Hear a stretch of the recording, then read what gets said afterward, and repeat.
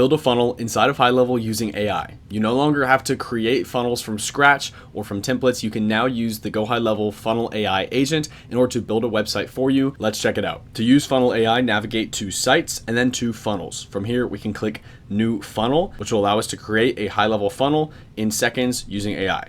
Once we click continue, we can give the name of the business, then we can select our industry, and then we can click next. Then it'll ask us a couple of questions like what the purpose of our business is, and whether it's to generate more leads, get more appointments, showcase our services, or sell products and services.